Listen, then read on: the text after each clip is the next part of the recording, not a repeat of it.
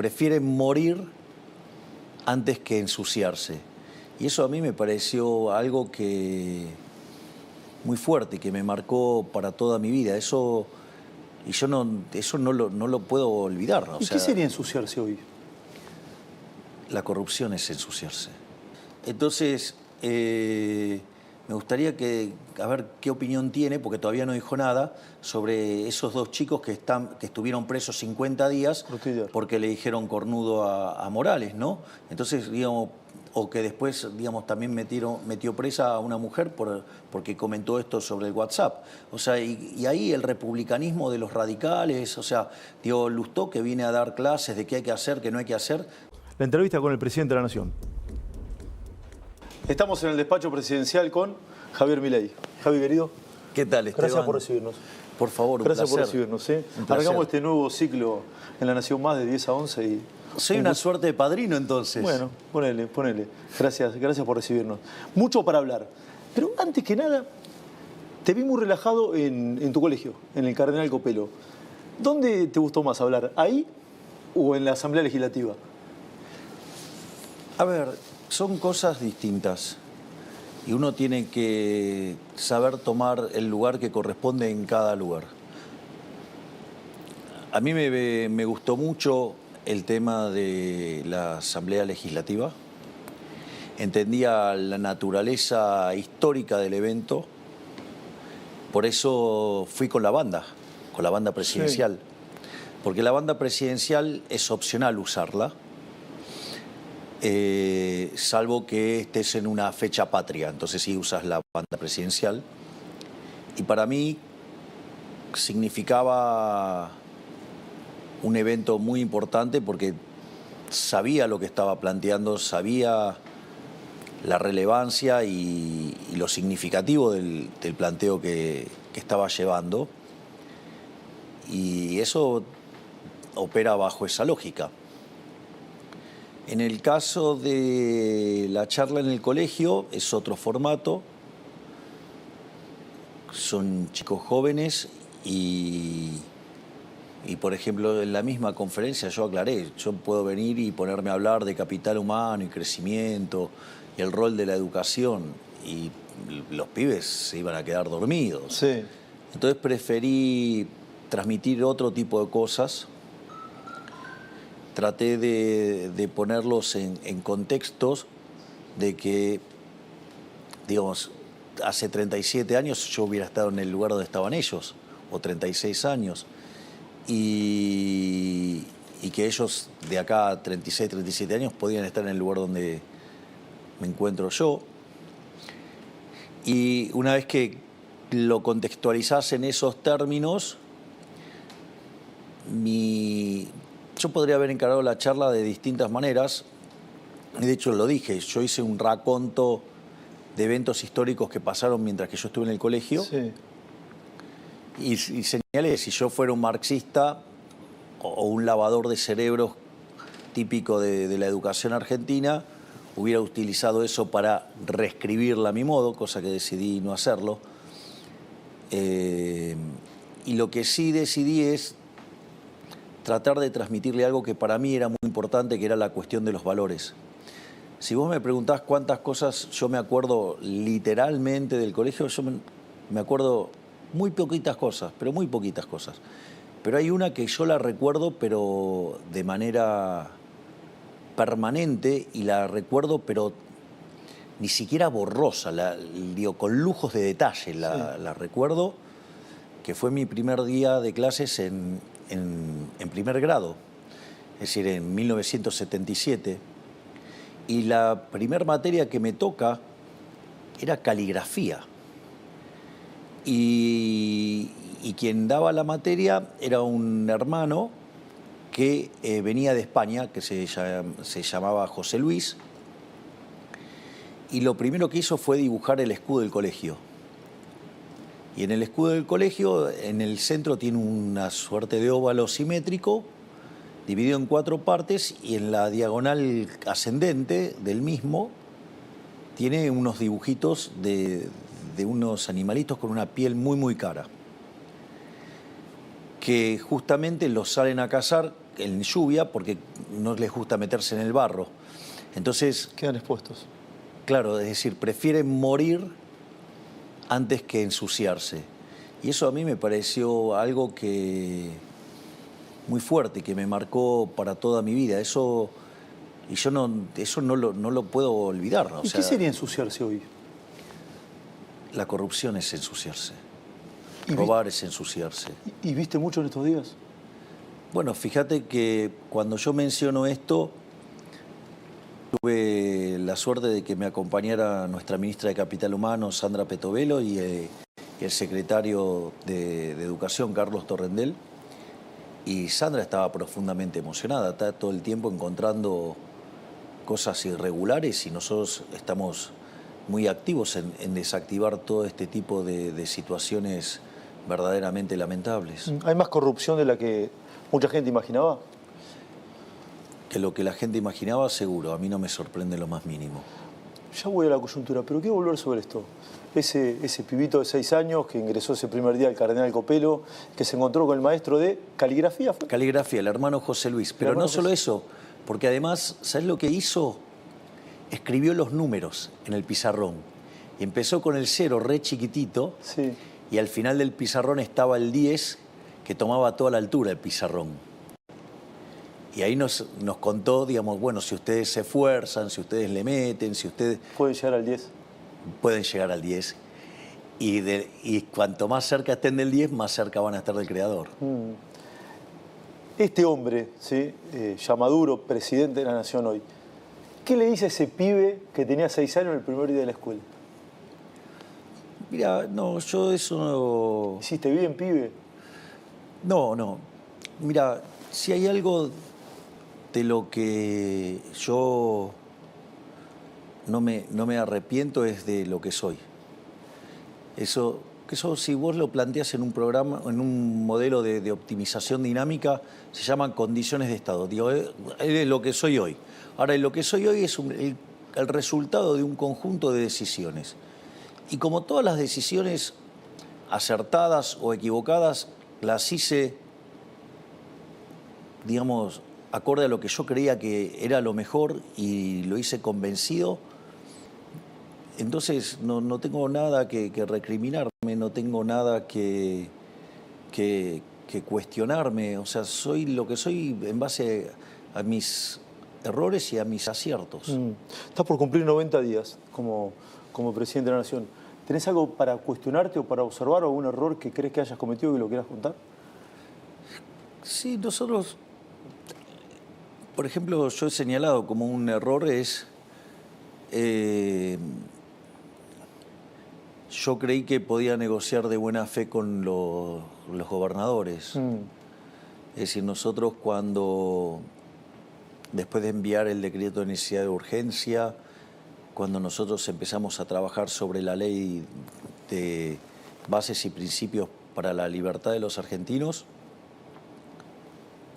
nosotros en ese conjunto de reformas estructurales agregamos un capítulo de coyuntura que tenía que ver con la cuestión fiscal, el capítulo 4. En ese capítulo nosotros ofrecíamos arreglar el problema que tenían las provincias como consecuencia de lo que se hizo durante el gobierno anterior. Y nosotros fuimos y le planteamos eso para que las provincias se reequilibraran. Es más, puse a disposición todo el equipo del Ministerio de Economía para que los ayuden con los temas de deuda.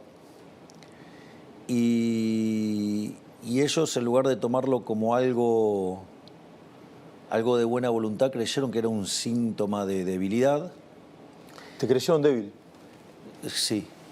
Entonces, a partir de ahí, ellos seguían diciendo que el déficit cero era una buena idea. ¿Te creyeron débil y entonces qué?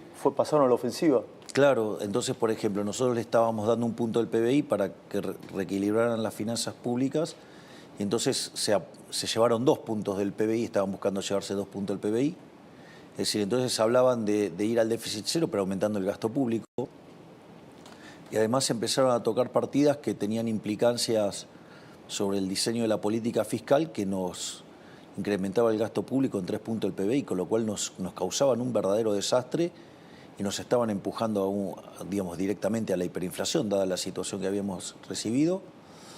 Como consecuencia de ello, decidimos levantar el capítulo 4 y tal como dijo Caputo, el ministro de Economía... Que ahora vuelve. Que en el momento él dice, bueno, levantamos el capítulo 4 y las provincias van a tener que ajustar. Ahí obviamente el círculo rojo, que sigue todavía en blanco y negro, como muy bien decís vos, o sea, siguen leyendo las cosas de manera incorrecta. Con los ojos del pasado. Con los ojos del pasado, entonces creyeron que eso era una derrota para nosotros, y nosotros decíamos, esto es una derrota para las provincias. Y si vos te fijas la situación fiscal en la que se encuentran hoy las provincias, el problema lo tienen verdaderamente las provincias. Kicillof dijo ayer que vos le robaste 1 hora de clase a los chicos. Eso es mentira, porque el dinero es fungible y él en lugar de gastar, de poner tanta plata, por ejemplo, en C5N, podría usarla para pagar sueldos, en lugar de estar gastando en el aparato de propaganda que utilizan ellos para ensuciar al gobierno nacional, por ejemplo. ¿Te sentarías a hablar con Kicillof? Yo, digamos, como presidente de los argentinos estoy obligado a hablar con todos. No es una cuestión de si a mí me gusta o no me gusta, yo estoy haciendo un trabajo, Esteban. Yo, digamos, cuando digo esto es un trabajo, es un trabajo. A mí los argentinos me eligieron básicamente para 2 cosas. Una, para encauzar la economía, que tiene que ver con bajar la inflación, algo que lo estamos logrando, y volver a crecer. Y por otro lado, me pidieron que termine con el flagelo de la inseguridad, y también lo estamos haciendo. Si la lógica de gobernar y sacar adelante el país implica que yo me tenga que sentar con todos los gobernadores, yo me voy a sentar porque tiene que ver con hacer mi trabajo. Esto no es un problema de mis preferencias o de qué me gustaría hacer, digamos, si me gusta reunirme o no. Es decir, yo de hecho no soy una persona que le guste mucho el tema de estar reunido y esas cosas. No te gustan mucho los eventos sociales, digamos. Exactamente, a mí no me gustan los eventos sociales. No te gustan los eventos sociales. Y sin embargo, si lo tengo que hacer por el trabajo, lo hago. Hablaste de la economía. El dólar perforó la barrera de los 1.000 pesos. Es el número más bajo de que sos presidente. Hay algunos cálculos que hablan de la inflación entre 14 y 17. ¿Sí? ¿Cómo está la situación? Te pregunto, y a sabiendas de que hay mucha gente que la está pasando mal. Mal y muy mal. Bueno, esa pregunta tiene 3 partes. Vamos por la primera, que es el tema de la inflación. Recordá que cuando nosotros estábamos por asumir la inflación en la primera semana de diciembre, los precios viajaban al 1 y pico diario, o sea, algo que daba 3.700 anual. Cuando tomabas las 2 primeras semanas de diciembre, el anualizado daba 7.500. Cuando vos tomás lo que dio mayoristas, que fue 54%, lo anualizás, te da 17.000. Nosotros, en función de eso y dado los desequilibrios que tenía Argentina, que eran 17 puntos del PBI, 15 por la cuestión fiscal, 5 adentro del Tesoro y 10 adentro del Banco Central, nosotros necesitábamos frenar la hiperinflación como fuera. Eso implicaba hacer un fuerte ajuste fiscal para cortar el grifo de emisión fiscal y por otro lado implicaba también cortar el grifo de emisión en el Banco Central, con lo cual había que hacer un saneamiento del Banco Central. Y como además no teníamos reservas, inexorablemente había que hacer un sinceramiento del mercado cambiario. En ese contexto, nosotros aplicamos un apretón monetario muy fuerte. Eso permitió que no se convalidaran precios. De hecho, la inflación cuando iban 3 semanas de diciembre ya estaba en 30. Por eso en una entrevista que me hacen a mí, yo dije si fuera 30 la inflación del mes era un gol porque... Lo llevo a Caputo Aranda, dijiste algo así, ¿no? Claro, porque significaba que se había frenado la inflación en esa cuarta semana y dio 25, o sea que hubo cierta retracción de los precios.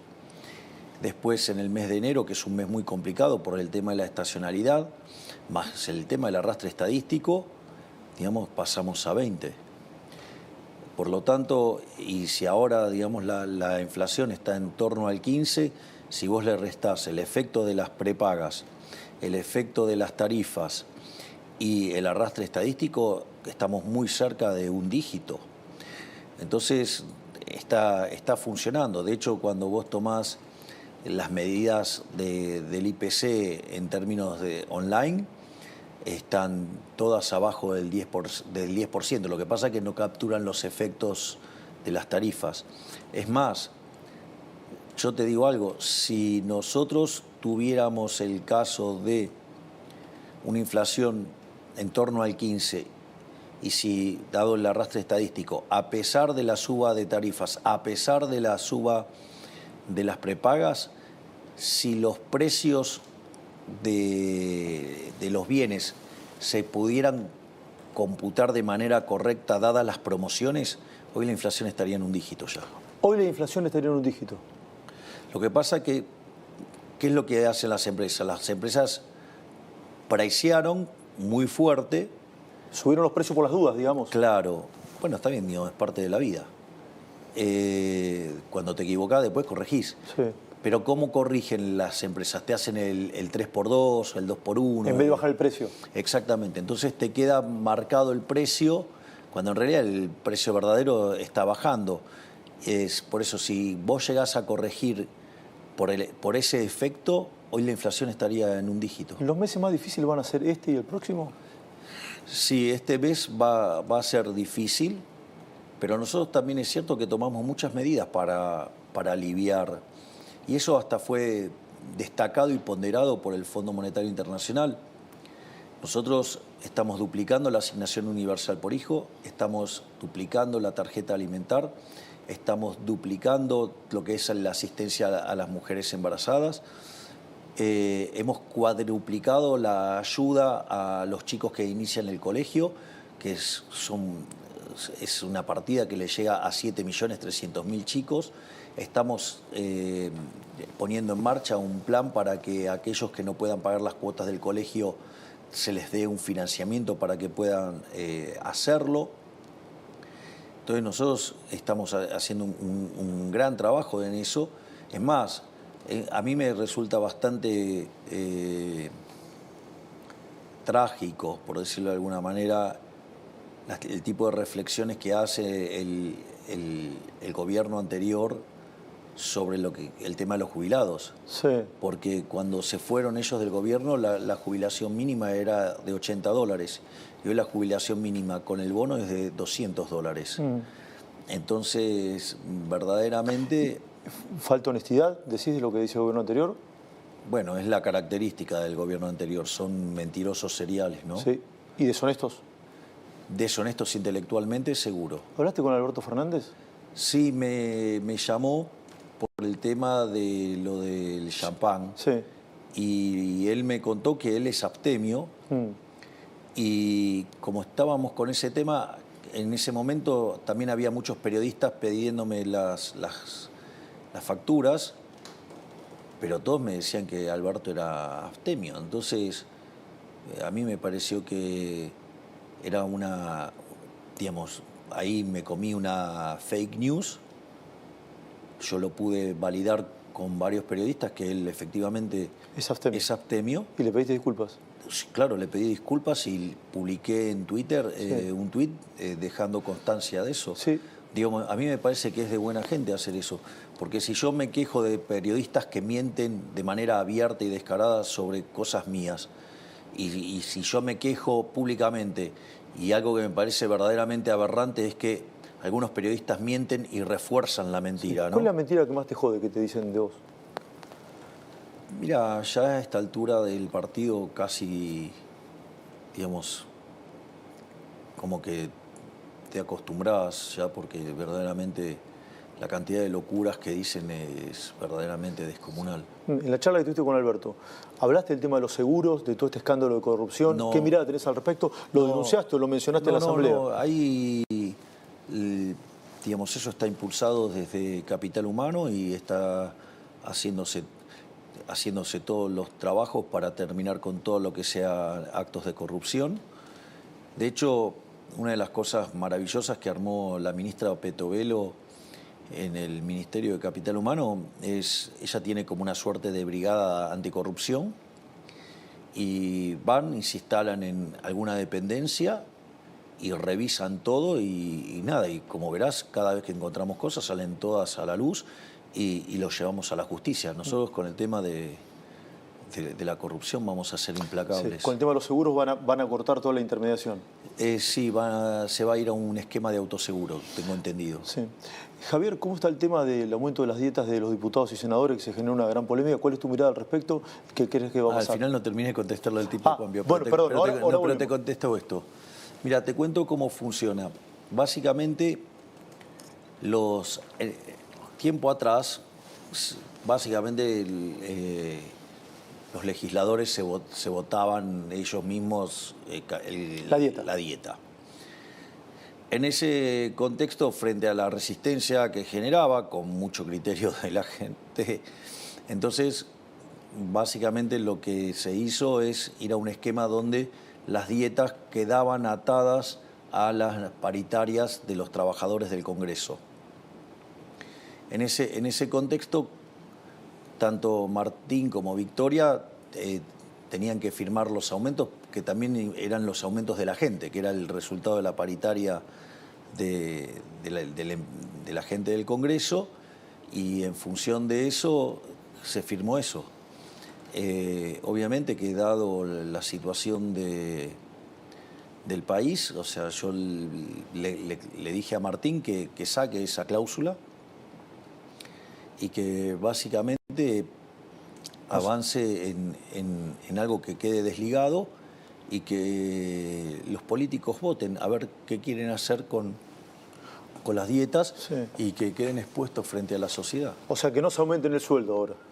Bueno, nosotros no lo hicimos. Los jerárquicos de acá no lo hicimos. Sí. ¿Y vos donabas tu dieta, además?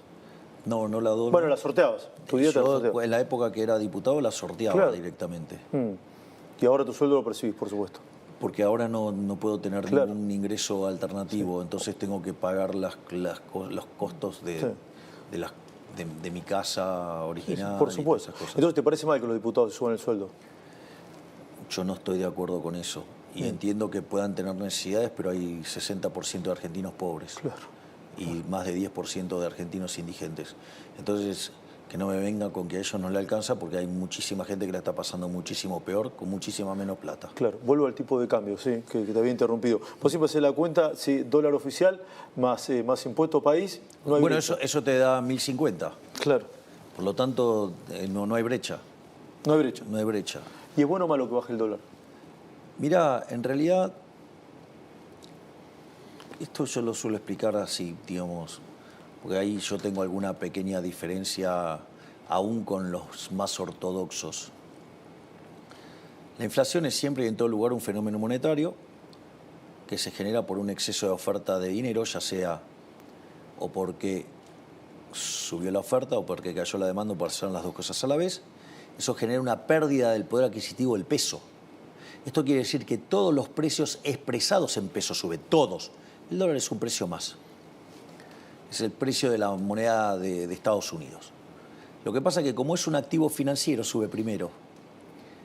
O sea, todo eso del pass-through, todo eso es una tontería atroz. El traslado a precios. Exactamente. Digo, porque aparte implica desconocer los fundamentos de la teoría del valor, implica desconocer el principio de imputación de Menger. Digo, no me voy a meter con todas las cosas que implica de brutalidad en lo precario del análisis económico de muchos economistas argentinos, te diría la gran mayoría. Ni que hablar que no conocen el efecto Hume-Cantillon tampoco. Pero, entonces, ¿qué es lo que sucede?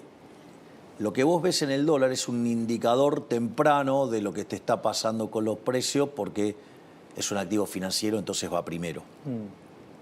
En ese sentido, a mí me parece que es notable lo que está pasando con el dólar, porque lo que te está diciendo es, dado que es la moneda que más se apreció en el mundo y que se cayó como un piano, eso te estarías mostrando que de acá en adelante, en algún momento, la inflación se va a derrumbar como un piano. Es decir, nosotros estamos mirando niveles de inflación, y que si desde el 15, que si después baja tanto, lo que fuera, y puede ser que se caiga como un piano la inflación. Y eso en algún momento va a pasar, Esteban, eso en algún momento va a pasar. ¿Por qué? Yo te pregunto cuándo, si no soy mago. No, porque el tiempo es del creador, no es mío. Pero el punto más importante es el siguiente, Esteban. Nosotros hemos decidido frenar la emisión monetaria. Ahora nosotros, cuando vos mirás la base monetaria, prácticamente no se movió, salvo que mires un día puntual que vence alguna operación concreta, pero cuando vos tomás periodo más estable, digamos, o sea, está claro que la emisión aumentó. En ese contexto, ¿quiere decir que nosotros no emitimos? Sí, emitimos. Emitimos para comprar dólares. De hecho, llevamos comprados casi 9.500 millones de dólares. O sea, ¿entendés que metimos un refuerzo a las reservas de 9.500 millones de dólares? No solo eso, sino que además hay unos instrumentos en los cuales había utilizado el Banco Central en la gestión anterior para mitigar los efectos en el mercado de cambios, que dispara opciones de put que se están ejecutando y que también implica que hay que pagarlas. Y también estamos pagando los pases, ¿no? que es en lo que devino las LELIQs. Entonces vos me decís, ¿cómo estás haciendo entonces para que no cambie la cantidad de dinero? Bueno, absorbemos por el sector fiscal y por el BOPREAL. Y eso hace que la base monetaria no cambie.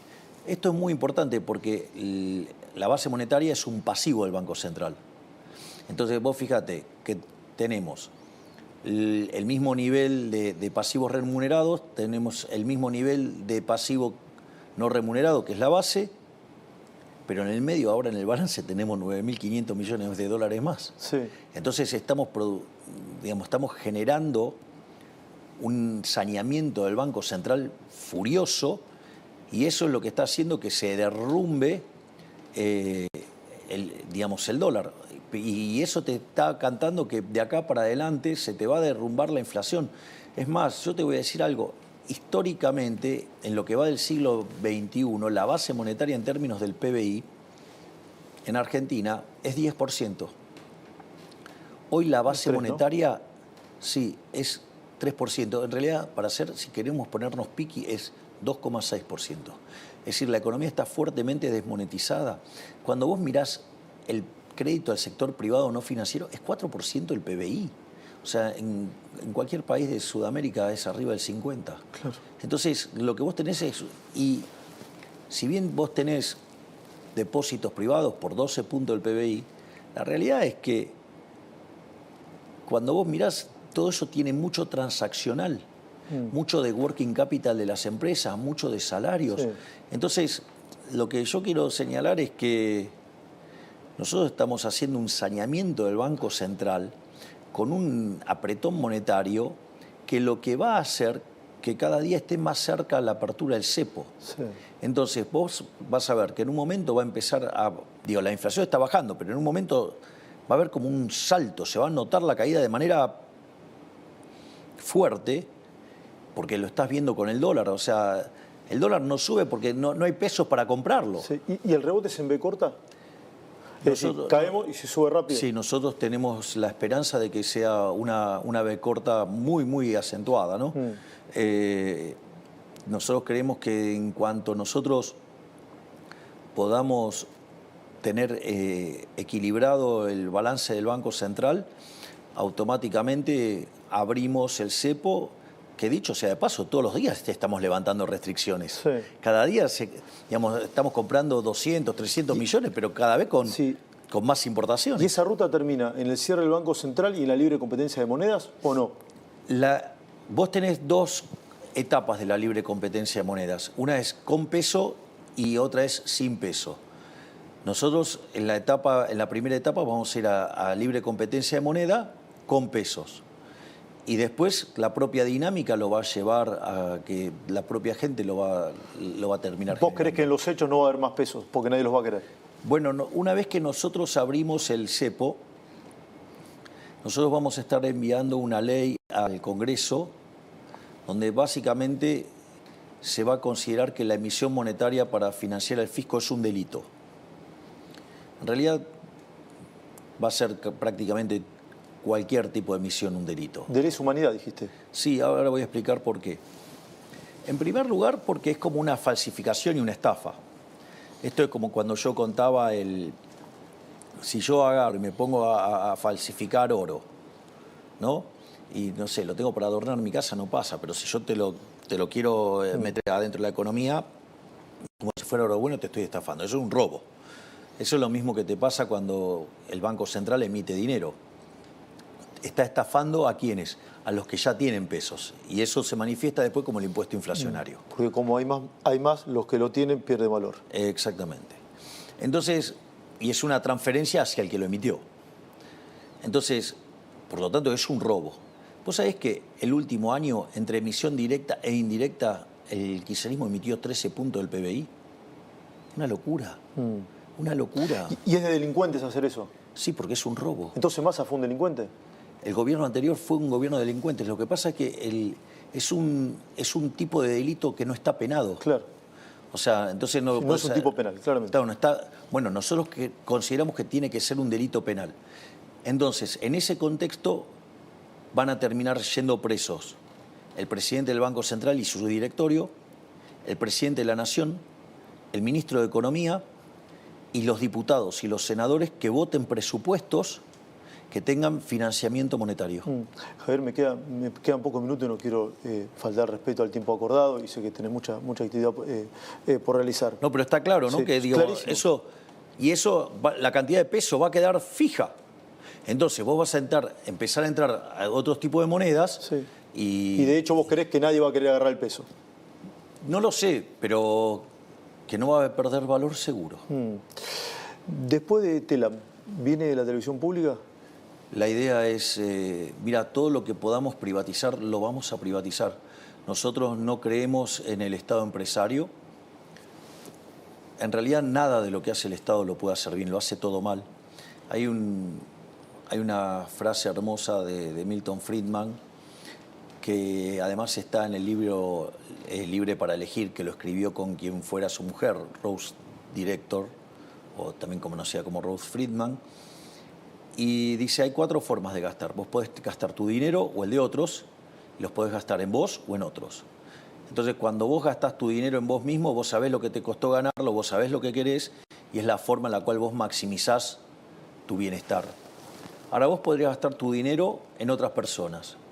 ¿Qué es lo que haces cuando haces un regalo? Tratás de quedar bien con lo menos posible, o sea, minimizás el costo.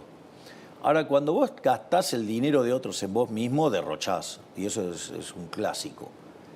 Entonces, ¿cuál es la peor manera de todas de gastar? Gastar el dinero de otros en otros. ¿Qué es lo que hace el Estado? Por lo tanto, por definición, el Estado funciona mal siempre. Siempre lo va a hacer mal. No hay forma de que lo haga bien. Todo lo que se pueda privatizar lo vas a privatizar. Todo lo que pueda privatizar lo voy a privatizar. Todo lo que pueda pasarse al sector privado se lo voy a pasar al sector privado. AISA y Banco Nación también, por ejemplo. No debería quedar nada en manos del Estado. Porque fíjate, digamos, viene y ¿viste? ¿Querés detectar a un chorro? A ver. ¿Querés detectar a un chorro, a un político chorro? Sí. Es el que viene y te dice, no, hay que tener un Estado eficiente. Después de lo que te acabo de contar, no existe el Estado eficiente. No existe el Estado eficiente porque, además, el último que podría decir algo así es un político argentino, porque en principio no existe. Y si por error existiera en Argentina, no existió. ¿Me comprendés? Porque el caso de Argentina es todo funciona mal. Es decir, si yo te digo, voy a hacer una agencia como Telam, ¿cómo va a terminar? Y siendo un brazo, digamos, un aparato político, un aparato de propaganda. Bueno, ¿y cómo funciona? Y de esa manera. Entonces, y además pierde un montón de plata. Y entonces, ¿de qué estamos hablando? Macri. ¿Va a haber una fusión con el PRO? ¿No va a haber una fusión? ¿Están hablando? Nosotros tenemos una excelente relación. O sea, la verdad que con el presidente Macri yo tengo una relación excelente. Tengo una excelente relación con muchas personas de su espacio, llámese la doctora Bullrich o el doctor Petri, que son parte de nuestro gabinete, digamos. La doctora Bullrich está haciendo un trabajo fenomenal en la cartera de seguridad y la verdad que el ministro Petri es impecable, digo, es impecable. Además, es alguien muy motivado y trabaja muchísimo, porque está con los temas de defensa, ¿no? Pero salió esto de hacer la ley del Banco Central Y ella escribió un proyecto. Sí. Ese proyecto ya lo estuvo semblanteando con Ricardo Rojas, Que escribió el libro. La inflación como delito, un ex juez, un libertario brillante. Bausili también estuvo en contacto con Ricardo Rojas. Ahora, digamos, tanto Luis como Santiago están interactuando en el desarrollo de este proyecto. Es decir, la verdad es que cuando también, no sé, me pongo a mirar los diputados, por ejemplo, digo, yo con Ritondo tengo una relación fenomenal. De hecho, el trabajo que hizo durante la ley Bases fue impecable. El trabajo que hicieron los diputados del PRO fue impecable. Sí. ¿Crees que van a terminar todos juntos entonces, Javier? Mirá, la verdad es que los hechos se juntaron solos, sin que hiciéramos nada. Y además, digo, yo me llevo muy bien con Macri, me llevo muy bien con Bullrich. Digo, parece que es bastante evidente que digamos, tenemos mucha afinidad y y tenemos claro que Argentina sale adelante con las ideas de la libertad. Por lo tanto, yo lo veo, digamos, factible. Lo que creo es que, como todas las cosas, tiene que surgir naturalmente, no, digamos, no tiene que ser forzado. Y fíjate que naturalmente funcionó muy bien, funcionó muy bien.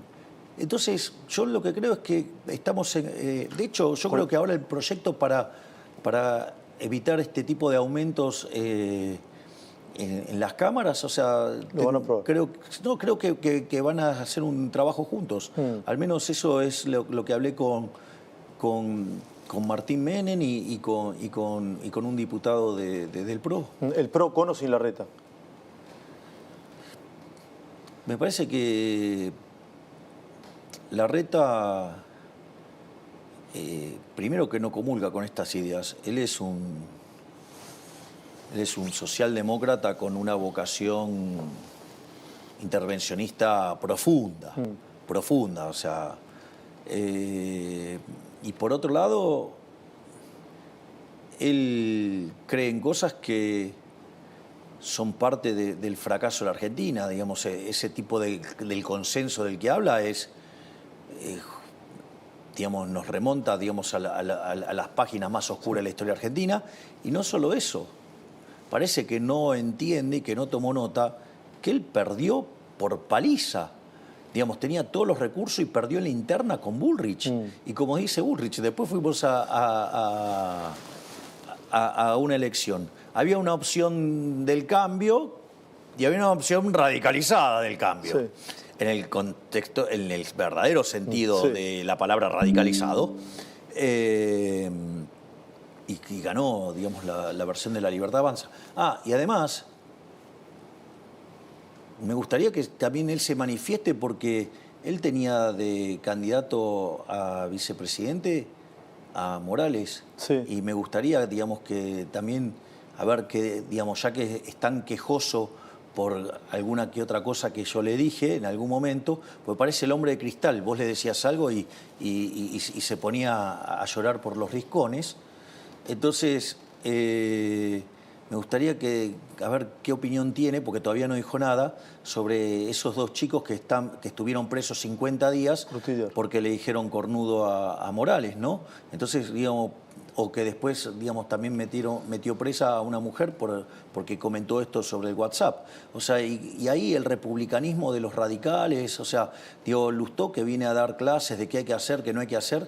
Digo, al margen de que cuando hable de economía no nos olvidemos que hizo un desastre en el Banco Provincia, que el que lo heredó fue Franco, Guillermo Franco te puede contar del desastre que fue en el Banco Provincia, o también, digamos, el desastre que fue como ministro de Economía, con la 125, dejar el país al borde de un estallido social.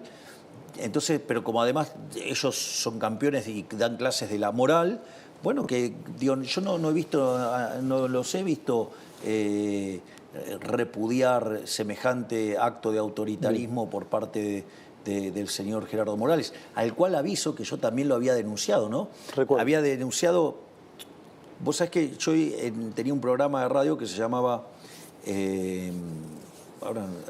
Converti y Venegas Lynch, los martes. No, lo hacía yo solo, que era Demoliendo Mitos. Demoliendo Mitos.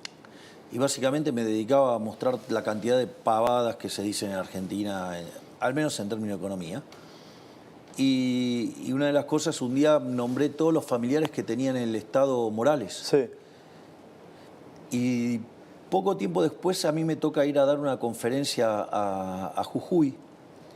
Y entonces yo ya estaba ganando popularidad y la íbamos a hacer en el Teatro Mitre, que tiene lugar para, creo, 1.100 personas, Sí. algo así. Y nada, y obviamente que a las 3 horas se habían anotado 3.000 personas. Entonces, y cuando el señor Morales se enteró, nos hizo censurar y nos sacó el teatro. Fuimos a la universidad, creíamos que ahí que iba a haber independencia, en un auditorio más Y chico. tampoco sucedió. Nos dijeron que sí y a las pocas horas nos dieron de baja. Sí. Y tuvimos que terminar yendo en un hotel, uno arriba del otro. Y entonces ese señor además a mí me acusó de cosas muy horribles, ¿no? Digamos, entre otras cosas, me acusó de nazi. Javier, me van a matar y te quiero hacer unas 3 preguntas muy breves. ¿Hay una casta en el fútbol? ¿En el fútbol argentino? Mira, yo creo que sí. Y la verdad es que la mejor forma de terminar con eso es metiendo la competencia. Porque fíjate esto, nuestro proyecto de sociedades anónimas deportivas no implica que no existan los clubes tal como existen hoy, pero da la posibilidad de que existan otras sociedades. Nosotros, hoy en este momento, nosotros tenemos ofertas concretas, digamos, el propio Manchester City quiere comprarse un club en Argentina. Entonces... ¿Uno grande? Sí. ¿Muy grande? Muy grande. Sí, no tan grande como Estudiantes de La Plata, pero grande. Estudiantes es un grande. Pero Más grande. Pero sí, sería un poquitito más grande. Tiene ese Boca River. A ver, yo tengo mucho cariño por Estudiantes, pero no te pongas tan bullish, Esteban, dale. No te voy a hacer lo que te hizo Eduardo. Digamos, o sea, yo sufría mientras que Eduardo te hacía bullying con Estudiantes. Pero, digamos, aparte un bilardista fanático, Sí. te imaginarás que Sí. me dolía el bullying. Pero te defendiste bien con las Copas Libertadores, con la Intercontinental, o sea... Sí, porque como dice Friedman, los datos primero. Primero los datos, claro. Pero al margen de eso, si estuvieran limpios, permitirían que hubiera competencia. Pero como están sucios, no permiten la competencia. El mejor síntoma de que hay mafia y que está podrido eso es que no permiten la competencia. Chiquitapia está sucio. Y entonces, si vos estás limpio, no te molesta que haya competencia. ¿Por qué usas tanto Twitter, Javier? A ver, me gusta, me podrías decir. No, sí, claro. A ver, primero porque yo soy un animal de redes sociales, ¿no? De hecho, nosotros en la campaña, dado que no teníamos financiamiento, usábamos las redes sociales. Es más, en un momento, salvo honrosas excepciones, hubo un apagado sobre nosotros y nosotros Recuerdo. nos manejamos desde las obras sociales, desde las redes sociales, las cuales además nunca pusimos un peso. Entonces nosotros en eso somos muy fuertes y para mí es un mecanismo de comunicación directa con la gente. O sea, entonces para mí yo no necesito el intermediario. ¿Me comprendés? ¿Lo manejas vos el Twitter? Exacto. Yo manejo mi propio Twitter, mi propio Facebook y mi Instagram. Y el TikTok me lo maneja Iñaki.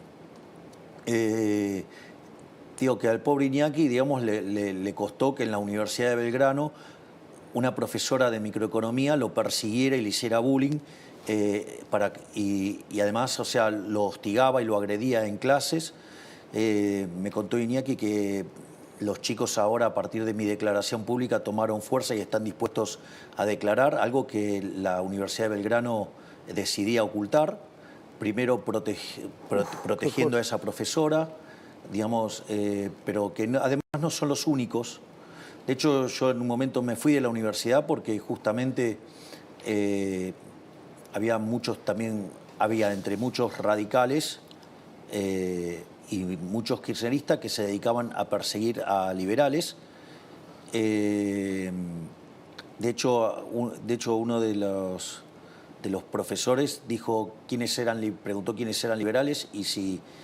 Entonces le dijo, ¿y que ustedes son liberales de Milei? Sí. Entonces le dijo, ¿ustedes tienen prohibido hablar? O sea, hay listas negras para los liberales. Sí, hay persecución directa, abierta. Y eso la Universidad de Belgrano lo permitía, porque eso fue denunciado, yo lo denuncié y no hicieron nada al respecto. Ahora sí, la última. ¿Vas a crear un consejo ad honorem? Sí, vamos a tener un consejo económico, digamos, del presidente. Digamos, va a estar a cargo de Demian Riedel. Y vamos a tener varios economistas destacados que van a participar dentro de este consejo, digo, lo que van a hacer ad honorem. Y la verdad es que estoy contento. Digo, para los que andan diciendo algunas tonterías respecto a mi amigo Ramiro Marra, dentro de ese consejo va a estar Ramiro. En ese consejo va a estar Ramiro Marra. Sí, porque la idea es estar pensando afuera de la caja. Digo, para estar digamos, entonces tener un equipo, digamos, que está trabajando todo el día en la gestión, como es el maravilloso equipo que tiene Luis Caputo, o sea, el Toto. La verdad que rodeado también de gente maravillosa, formidable. Te juro que es un placer trabajar con ellos. Lo que, digamos, ver el desempeño de Pablo Kirchner en el Congreso fue fabuloso. O, digamos, no sé, en las reuniones de gabinete participa Santiago Bausili, el presidente del Banco Central, y es fabuloso, o sea, todo es fabuloso. La verdad que yo estoy muy contento con el gabinete. Yo disfruto mucho las reuniones de gabinete, o sea, lo cual es un problema para ellos porque me pongo bastante intenso. ¿Te pones intenso? Y sí, digamos, yo soy como una suerte de... Yo no sé si tuviste la suerte de ver óperas de Puccini. Sí, algunas. ¿Viste?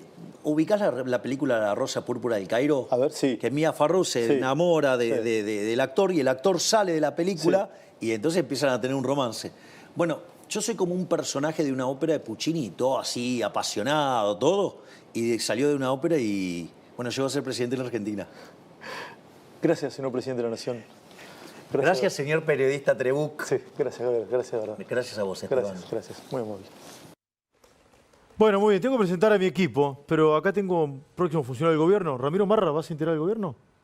Sí, yo siempre me sentí parte de este gobierno igual porque Javier es un amigo y fundamos este espacio para hacer estos cambios que están tanto dando que hablar. Sí. Es lo que dijo en la entrevista. Esto que dijo en la entrevista lo viene diciendo hace muchos años. Sí, creo, ahora lo vamos a desarrollar este consejo que va a crear el presidente de la Nación, ¿sí? Presidido por quien iba a ser el presidente del Banco Central, Demian Riedel, ¿sí? Y te vas a sumar a ese equipo. Por supuesto, Demian es una persona muy preparada, que sabe mucho y vamos a acompañar todo este proceso de transformaciones que están haciendo grande a la Argentina de vuelta. Bien, ya